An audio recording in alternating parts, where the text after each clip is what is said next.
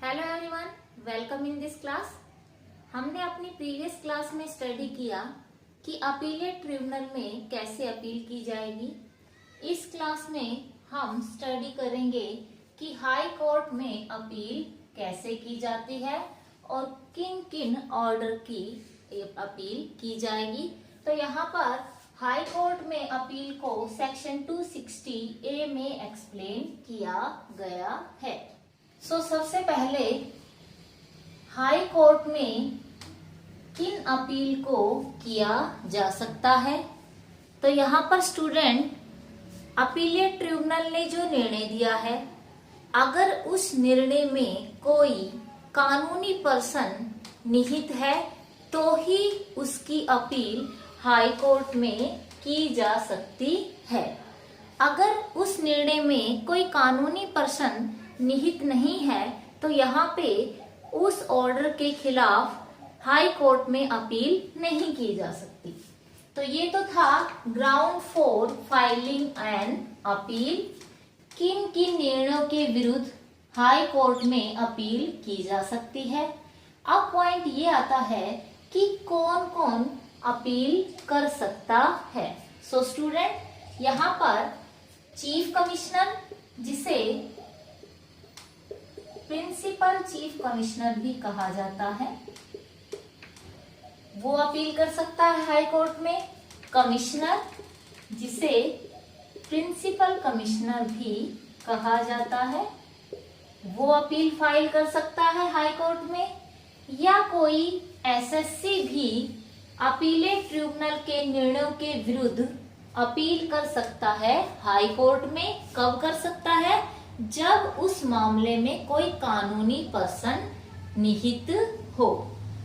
Department CBDT भी appeal कर सकता है हाई कोर्ट में, लेकिन यहाँ पर कंडीशन ये है कि डिपार्टमेंट तभी जो है अपील कर सकेगा जब टैक्स इफेक्ट 20 लाख से ज्यादा हो। अगर टैक्स इफेक्ट 20 लाख से कम है तो यहाँ पर डिपार्टमेंट को कोई राइट नहीं है हाई कोर्ट में अपील करने का।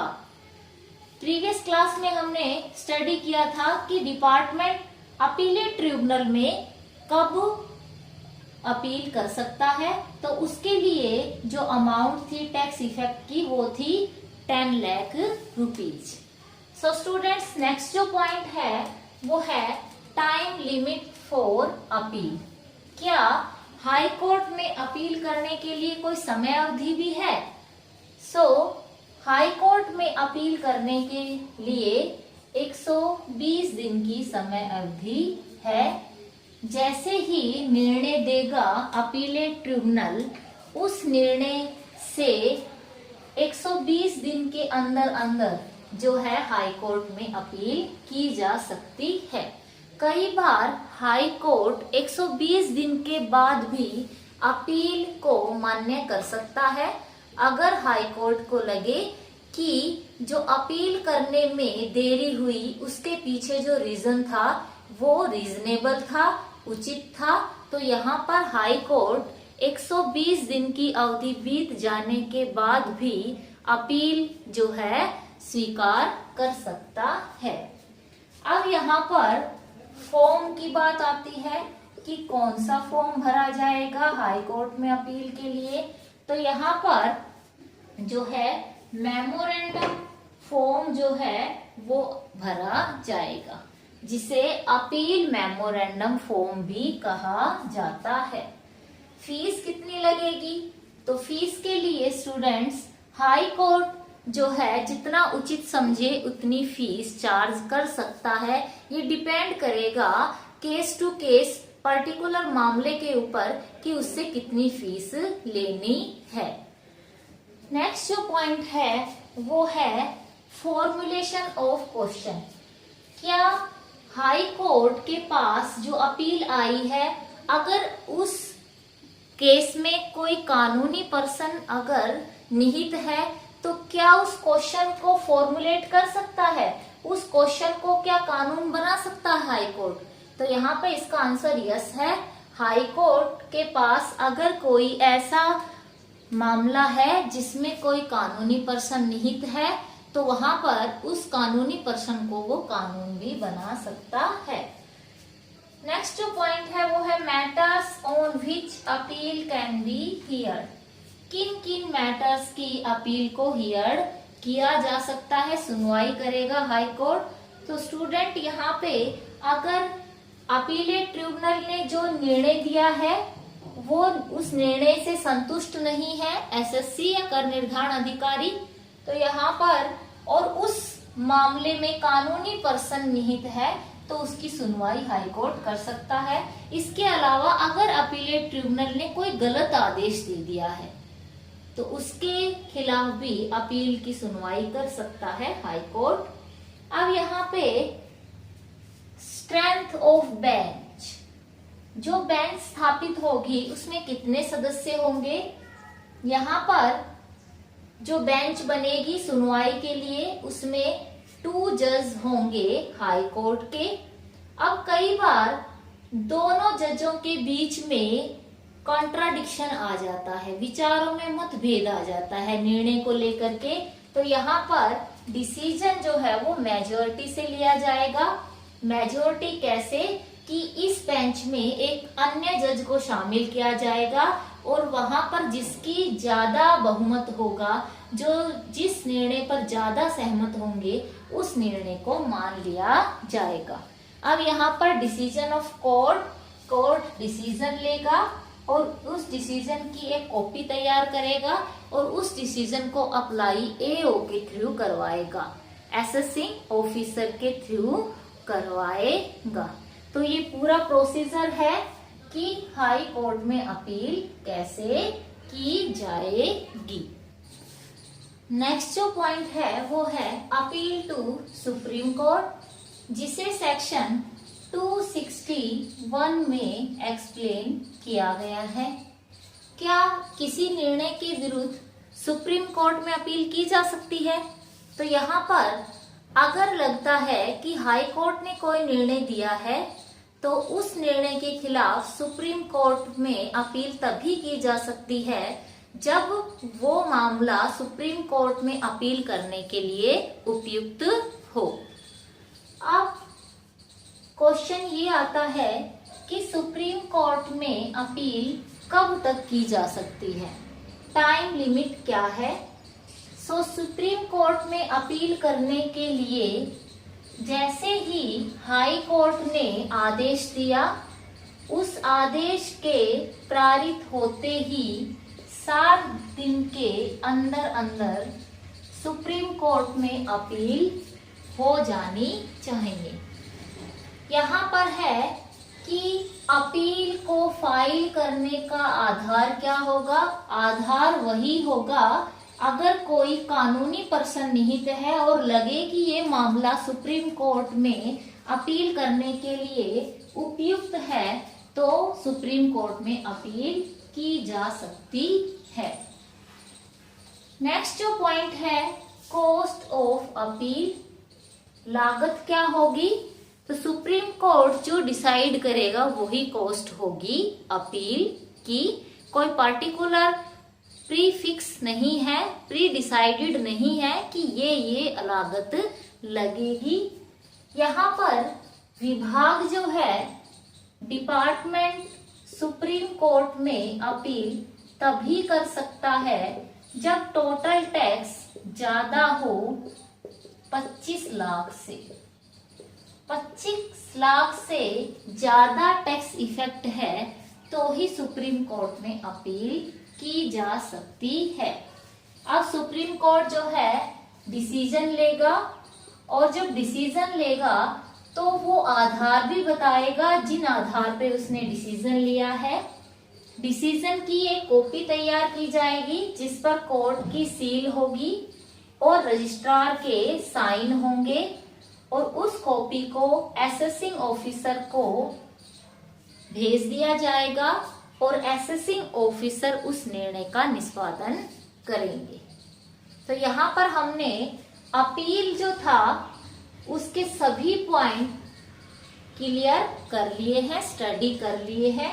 अब जो हमारा नेक्स्ट टॉपिक है वो है रिवीजन। यहाँ पर स्टूडेंट्स, मैंने अपनी प्रीवियस क्लास में आपको बताया था कि अपील क्या होता है, रिवीजन क्या होता है। अपील का मतलब है किसी निर्णय से अगर एसएससी संतुष्ट नहीं है तो उसके लिए प्रार्थना पत्र देना। लेकिन रिवीजन में क्या होता है, रिवीजन या तो अपील करने का टाइम पीरियड बीत गया है या किसी भी वजह से अपील नहीं की जा रही, तो एक प्रार्थना पत्र दे सकता है एसएससी कि जो आदेश दिया गया है उस पर दोबारा से पुनर्विचार किया जाए, तो इसे रिवीजन कहते हैं। रिवीजन का आदेश कौन दे सकता है? तो रिवीजन के लिए आदेश या तो प्रिंसिपल कमिश्नर या कमिश्नर आदेश दे सकता है। कब दे सकता है? अगर उसे लगे कि एओ ने जो आदेश दिया है वो इनकरेक्ट है या फिर उस आदेश से राजस्व को हानि हो रही है, तो यहाँ पर जो प्रिंसिपल कमिश्नर है या कमिश्नर उस आदेश पर पुनर्विचार करने के लिए कह सकता है।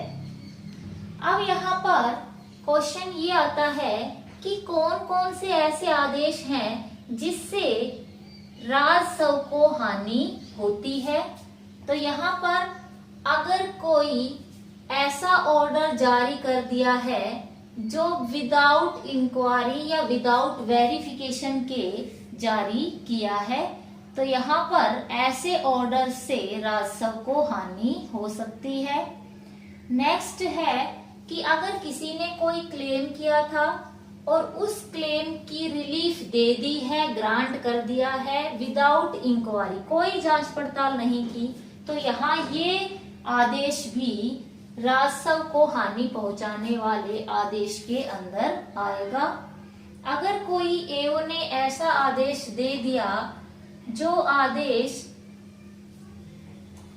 बाधित कर रहा है सीबीडीटी के रूल्स को, या वो आदेश सीबीडीटी के रूल्स के अकॉर्डिंग नहीं है, तो इस आदेश को भी इसी श्रेणी में रखा जाएगा। या कोई आदेश ऐसा है जो हाई कोर्ट और सुप्रीम कोर्ट ने जो रूल बनाए हुए हैं उनके खिलाफ जा रहा है, तो यहाँ पर प्रिंसिपल कमिश्नर या कमिश्नर उस एओ को इन आदेशों पर पुनर्विचार करने के लिए बोल सकता है। अब क्या कोई टाइम लिमिट भी है? तो यहाँ पर टाइम लिमिट है। जैसे ही आदेश मिलेगा पुनर्विचार करने का, उसके विदिन 1 ईयर में जो है पुनर्विचार कर दिया जाना चाहिए। टाइम लिमिट 1 साल की है। जैसे ही प्रिंसिपल कमिश्नर या कमिश्नर एओ को रिवीजन के लिए आदेश देगा, 1 साल के अंदर अंदर रिवाइज हो जाना चाहिए। लेकिन अगर किसी एसएससी ने प्रार्थना की है प्रिंसिपल कमिश्नर के पास रिवीजन की, तो यहाँ पर जैसे ही प्रार्थना करेगा उसके 1 साल के अंदर वो आदेश रिवाइज हो जाना चाहिए। एसएससी जब प्रार्थना करता है तो उसे फी भी पे करनी होती है, और जो है वो 500 रुपीज है। यहाँ पर प्रिंसिपल कमिश्नर और कमिश्नर जो ऑर्डर को रिवाइज करेंगे वो अंतिम आदेश होगा। अब कुछ ऐसे ऑर्डर हैं जिनको रिवाइज नहीं कर सकता प्रिंसिपल कमिश्नर और कमिश्नर। कौन कौन से हैं?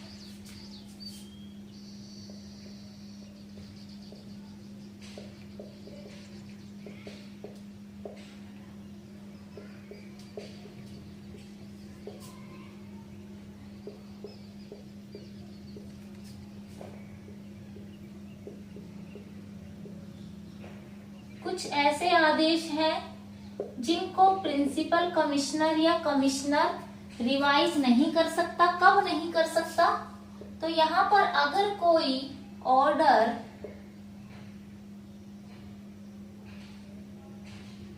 पेंडिंग है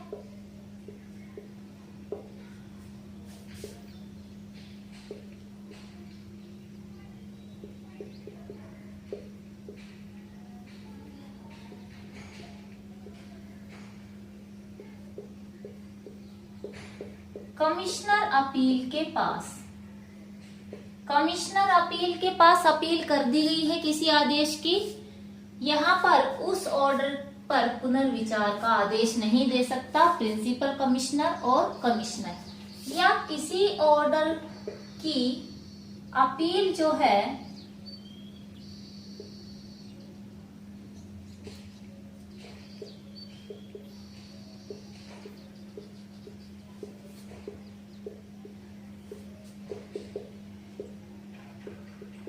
अपीलेट ट्रिब्यूनल में अपील कर दी है, तो उस आदेश पर भी जो है रिवीजन नहीं किया जा सकता।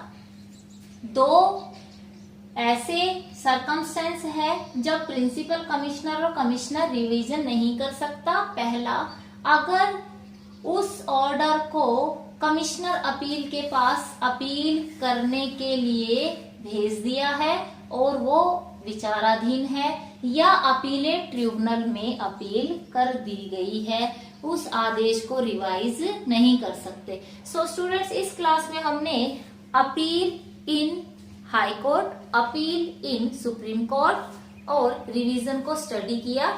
नेक्स्ट क्लास में हम नेक्स्ट टॉपिक के साथ आएंगे। ये टॉपिक हमारा इस क्लास में कंप्लीट होता है।